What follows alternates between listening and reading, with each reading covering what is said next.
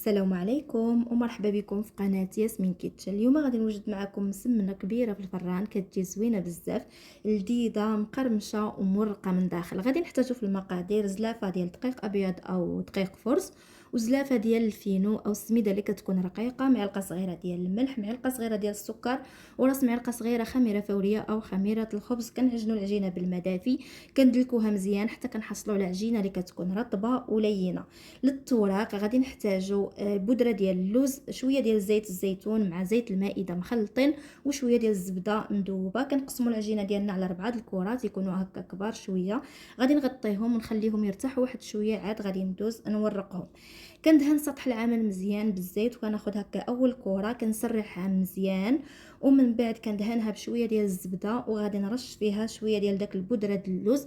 الا ما توفرتش تقدروا يعني تورقوا غير بالسميده عاديه، حتى هي كتجي بها هذه المسمنه زوينه وكتجي مرقه.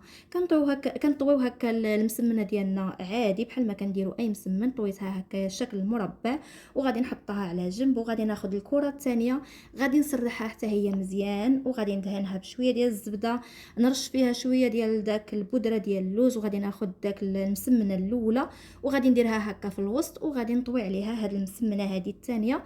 وما بين كل طيه وطيه كندهن شويش ديال الزيت، وكنرش شويه ديال داك البودره ديال اللوز او السميده. كنستمر هكا على نفس الكيفيه، نفس الطريقه كنديروا حتى كنكملوا داك 4 ديال الكرات كاملين كيف ما غادي تشوفوا معايا في الفيديو.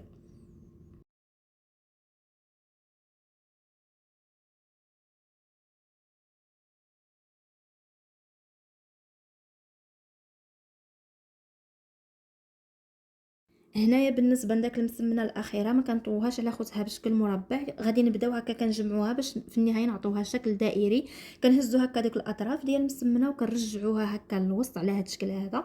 ديك العجينه اللي كتبقى شايطه كنتنيوها من التحت ونقادوها. في النهايه كنحصلوا هكا على شكل دائري. كنديروها في اللاطه اللي غادي تدخل الفران، خليوها ترتاح شويه، نقرصوها وندخلوها طيب على درجه حراره الفرن 350. طب لينا من التحت ومن الفوق بطبيعه الحال تحمر وتاخذ اللون.